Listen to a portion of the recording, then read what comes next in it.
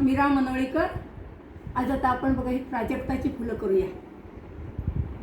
आता गणपती गौरी जवळ आलेले आहेत, अजून महिना आहे आपल्याला तयारीला. याच्या आपल्याला छान छान रांगोळ्या करता येतील, काय काय उपयोग पण करता येतील बघा. तर आज आपण बघूया प्राजक्ताची फुलं. साहित्य आहे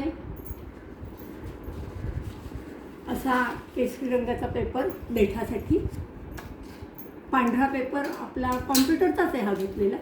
तुमच्याकडे जरा पिवळसर असला तर कसलेले असलं तर चांगलाच आहे. गम,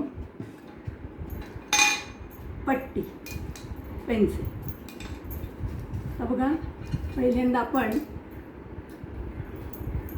2 सेंटीमीटर ची खूण करून घेऊन एक पट्टी कापणार आहोत. अशी एक पट्टी कापणार आणि नंतर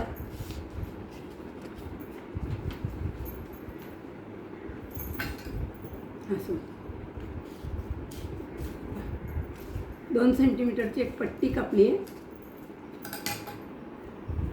आणि ह्याला असे आपण चौकोन कापायला कशी घडी करतो तशी घडी केलेली आहे आणि ते कट करून घेतलं आहे. ह्याला ही घडी उघडून चौकोनी भागात याप्रमाणे आपण घडी घातलेली आहे बघा. आणि ह्याचा गोल कापून घेणार आहोत आपण, गोलाकार देणार आहोत. हे बघा याप्रमाणे आपण ह्याला गोलाकार दिलेला आहे बघा. गोल झाला आपला. तर परत या घडीवर आपण बरोबर हे करणार, घड्या घालणार.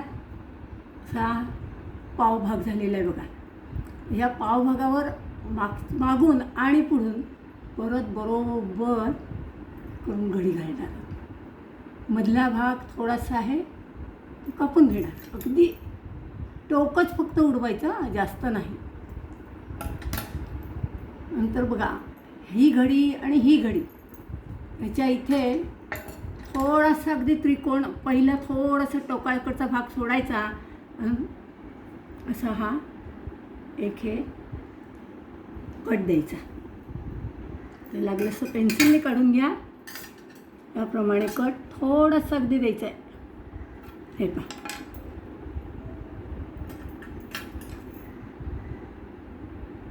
आता हे घालून घ्यायचं आहे. या प्राजक्ताच्या पाकळ्या होतात. कमी जास्त आपलं कट झालं असेल तर त्याप्रमाणे जास्त कट थोडासा देऊन घ्यायचा आहे आतपर्यंत. कमी झाला होता कट. आता काय करायचं आहे, असे हे आपण कापलेलं फूल हातात धरायचं आहे आणि मग इथे असा एका बाजूला थोडासा तिरपा मध्ये आणि दुसऱ्या बाजूला थोडासा गोलाकार गोलवा असा याप्रमाणे आपण कट देऊन घ्यायचा आहे. हे पहा हे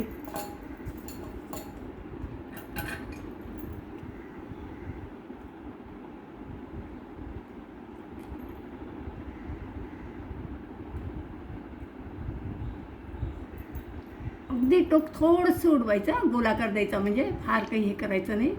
कारण बघा तुम्ही फूल पाहिलं तर एका बाजूला थोडासा गोलाकार असतो.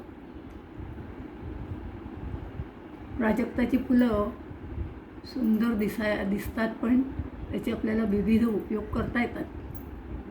हे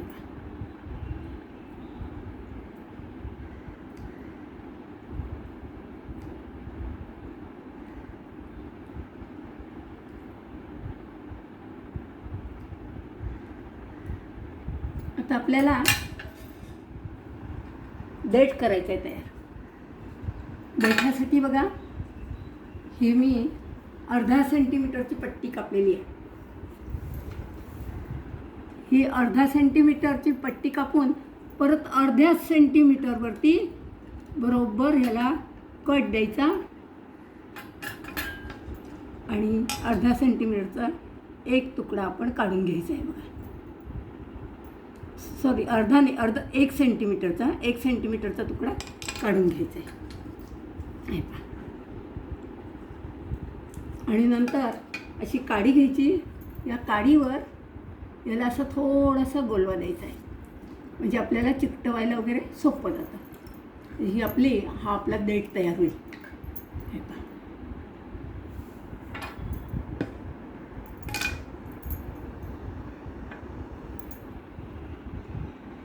इथे गम लावायचा असा.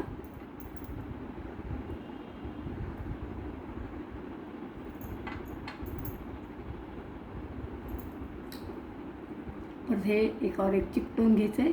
बघा, आपला हा देठ तयार झाला. पण आता काय होतं, काही वेळेस आपण हे फुल देठ चिकटवताना बरोबर चिकटत नाही, म्हणून काय करायचं, अगदी बारीक हे पहा, हे बारीक असं कट द्यायचं आहे सगळीकडे, पूर्ण एका बाजूनीचं फक्त.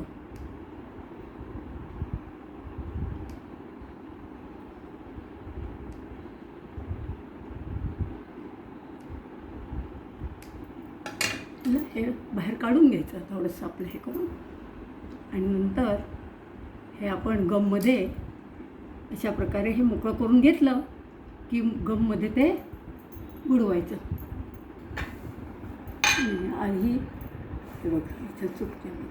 आता ह्या आपण जर पाकळी केलेले फूल हे केलेलं आहे तयार, याला काय करायचं आहे, ह्याचा आकार द्यायचा आहे.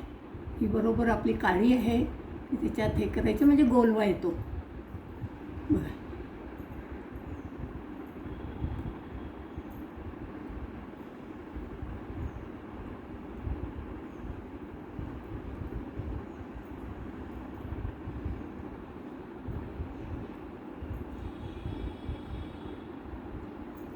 आणि हा जो गोलवा दिलेला भाग आहे तो तसा ठेवायचा. आणि त्याच्यावरती हे जे आपण आता